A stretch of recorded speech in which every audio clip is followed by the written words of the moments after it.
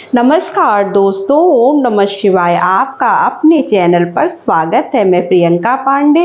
दोस्तों, अगहन मास का जो आखिरी गुरुवार है वो कब पड़ रहा है? तो अगहन मास का आखिरी गुरुवार जो है वो 12 दिसंबर को पड़ रहा है।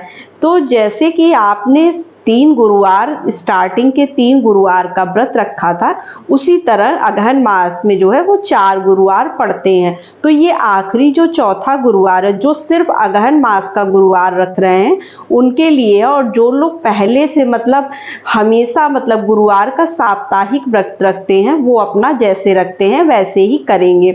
तो ये जो अगहन मास का गुरुवार है, ये आखिरी गुरुवार जो है वो आपका 12 दिसंबर को पड़ेगा। तो उस दिन जैसे आपने 3 गुरुवार की पूजा की थी, सुबह उठकर स्नान आदि करके ब्रह्म मुहूर्त में किया था, तो ब्रह्म मुहूर्त में, या आपने जब जैसे दिन में ही पूजा थोड़ा लेट से किया हो, तो उस तरह से आप पहले दहलीज पूजन करेंगे। उसके बाद माता लक्ष्मी की विधिवत सुंदर से सजा कर जो है उनकी पूजा अर्चना करेंगे। तो जैसे आपने पहले गुरुवार में किया था, सारे नियम आपको 4 गुरुवार तक वैसे ही करने होते हैं। तो हमें आखिरी गुरुवार में भी ऐसे ही नियम करना है, बस कुछ थोड़ा सा चेंज कर लेना है। तो हम लोग पहले गुरुवार में जो है माता की सुंदर चौकी लगाकर पूरी माता की मूर्ति सजाकर और पूजा वगैरह करते हैं, कलश की स्थापना करते हैं। तो अगर आपने कलश के सामान 3 गुरुवार में निकाल के रख लिए थे, तो वही चौथा गुरुवार जो 12 को पड़ रहा है, उस दिन भी आप कलश में उसी सामान को फिर से डालकर कलश की स्थापना कर लेंगे। और चावल की जो ढेरी बनाकर आपने जितनी बार कलश की स्थापना की थी, वो सारी ढेरी आपने इकट्ठा करके रख ली है, या अगर दान कर दी है तो कोई बात नहीं। अगर आपने चौथे गुरुवार में जब आप ढेरी लगाएंगे और कलश की स्थापना करेंगे, पूजा करेंगे, तो जो है वो फिर से करेंगे, तो उसको क्या करेंगे ये मैं आपको अभी आगे बताऊंगी। लेकिन अभी तक अगर आपने मेरा चैनल सब्सक्राइब नहीं किया है तो चैनल को सब्सक्राइब कर ले, बेल आइकन को प्रेस कर ले, ताकि मेरी नई वीडियो आने पर उसकी नोटिफिकेशन आपको तुरंत से मिल जाए। तो हम उसी तरह से जैसे हर गुरुवार को पूजा करते हैं, वैसे ही पहले गुरुवार की पूजा कर लेंगे। उसके बाद हमें क्या करना है, चौकी का विसर्जन कैसे करना है, कलश में रखे हुए सामान का क्या करना है, उसके ऊपर के नारियल का क्या करना है, संपूर्ण जानकारी जानेंगे।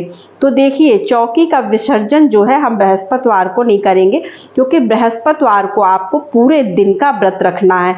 बहुत लोग होते हैं कि जैसे बृहस्पतिवार, चौथा बृहस्पतिवार हो गया तो पारण करके उस दिन व्रत छोड़ देते हैं, ऐसे व्रतों में करते हैं। तो इस तरह से नहीं करना, आपको उस दिन का भी पूरा व्रत करना है, शाम को पूजा पाठ करना है। उसके बाद हमें जो है 7 सुहागिन बुलाना है। 7 सुहागिन अगर नहीं मिल पा रही हैं, मान लीजिए 3, 4, आपको जितनी भी मिल जा रही हैं, आपके घर में अगर महिलाएं हैं सुहागिन, तो आप उनको भी बिठा सकते हैं। तो इस तरह से आप जो है 3, 4, 5 जितनी भी सुहागिनें मिल रही हैं उनको बिठा लीजिए, और पहले से ही आप जो है ये सारी तैयारी कर लीजिएगा कि जो है सुहाग का सामान आपका जो सामर्थ्य हो उस हिसाब से आप 5-5 सुहाग के सामान मंगा लीजिएगा, जिसमें चूड़ी, बिंदी, सिंदूर और आलता, और एक चीज़ आप कोई भी रख लीजिएगा, चाहे जो है कुछ भी, बिंदी को ही 2 कर लीजिएगा, या जो भी आपको लगे ठीक आप वो रख लीजिएगा। तो 5 या काजल रख लीजिएगा, तो 5-5 चीज़ों के 7 जगह, इस तरह से आप 7 जगह पैकेट्स बना लीजिएगा। और 7 क्यों, आपको 8 लेना है, एक अपने लिए रखना है, जो आप अपने लिए रख लेंगे, तो 8 लेना है आपको, और 7 जो है आपको दान करना है। तो इस तरह से पहले पूजा पाठ करने के बाद शाम को जब आप पूजा करेंगे तो ये सारे कार्य शाम को करेंगे। अगर चाहिए तो आप सुबह भी कर सकते हैं, कोई ऐसा नियम नहीं है कि आप शाम ही को करें, जब आपको सुहागिन मिल जाए तब आप उसी समय कर लीजिएगा। और अगर मान लीजिए सुहागिनें नहीं आपको साथ मिल पा रही हैं, तो आप क्या करेंगे, तो आप क्या करिएगा, उन्हीं जो सुहागिन आपको मिली हैं, 2, 3, 4 जो भी मिली, उन्हीं को दोहराते चले जाइएगा। तो इससे भी आपके 7 पूरे हो जाएंगे, और जो आपने जो दान का जो सामान रखा है वो उन्हीं को डबल कर दीजिएगा। तो इस तरह से आपकी पूजा संपूर्ण हो जाएगी। और उस दिन आप खीर का भोग जरूर लगाइएगा, क्योंकि खीर का भोग जरूर लगाया जाता है, लेकिन आप उस भोग को नहीं ग्रहण कर सकते। आप उस भोग को पारण के दिन ग्रहण करेंगे, यानी शुक्रवार को। 13 तारीख को आपको पारण जो करना है वो 13 तारीख को करना है। तो आप उस दिन जो है उस खीर को खाकर पारण करेंगे। तो ये हो गए नियम। उसके बाद अब जो हम चौकी पे जो मूर्तियां वगैरह लगाए हैं वो सब का अब हमें क्या करना है, तो आप मूर्ति को यथा स्थान जहाँ से आपने भगवान को विराजमान कराया है चौकी पर, वहीं पर फिर से यथा स्थापित कर देंगे हम सारे सामानों को। चावल की ढेरी का क्या करेंगे, तो चावल की ढेरी का हम उसको 4 भागों में डिवाइड कर लेंगे, 4 भाग उसके कर लेंगे।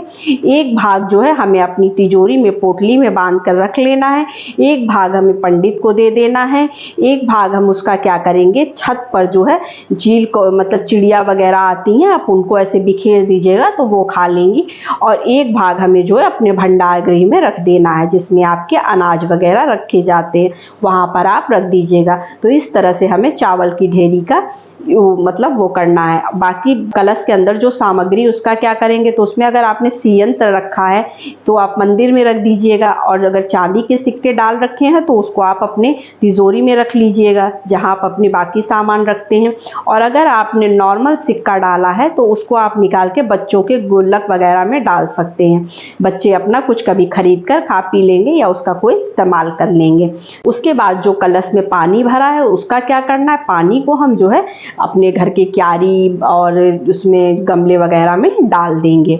इस तरह से हमें कलश का विसर्जन कर देना है। अगर आपने उसका मतलब मेटल का कलश बनाया, तो अगर मिट्टी का कलश बनाया तो उसका फिर खाली मतलब ये सब निकालने के बाद उसके अंदर जो सुपारी वगैरह आपने हल्दी वगैरह डाला है वो सब प्रवाहित करा देंगे किसी नदी सरोवर में। तो ये कर लेना है। और फिर उसके बाद जो लाल कपड़ा आपने बिछाया है चौकी के ऊपर उसका क्या करेंगे, तो चौकी के ऊपर जो आपने रेड कपड़ा बिछाया उसको आप भगवान के मंदिर में बिछा सकते हैं। जैसे भगवान जहाँ पे रखे हुए वहाँ मंदिर में आप बिछाकर उसके ऊपर फोटो वगैरह लगा दीजिए, और नहीं तो फिर आप उसको समेट के रख लीजिए, अगली किसी पूजा में आपके फिर से वो काम आ जाएगा। तो इस तरह से हमें जो है चौकी का विसर्जन करना है, लेकिन चौकी का विसर्जन हमें शुक्रवार को 13 दिसंबर को मतलब करना है। ठीक है, तो आपको संपूर्ण जानकारी मिल गई कि हमें किस चीज का क्या करना है। और कलश के नारियल का बता दूं उसका क्या करना, तो कलश के नारियल को आप फोड़ लीजिएगा और अपने पूरे घर में जो है प्रसाद रूप में वितरित कर दीजिएगा, और आप भी जिस दिन पारण करिएगा उस दिन आप भी उसको खा सकते हैं, लेकिन उसको सिर्फ जेंट्स को मत दीजिएगा, सिर्फ लेडीज ही उस नारियल को खा सकती हैं। तो इस तरह से आप माता लक्ष्मी की विधिवत पूजा करिएगा, उसके बाद जो है उसका जो है समापन करिएगा। और हाँ, जो आप सुहागिन महिलाएं बुलाइएगा उनको आप सिंदूर लगा दीजिएगा।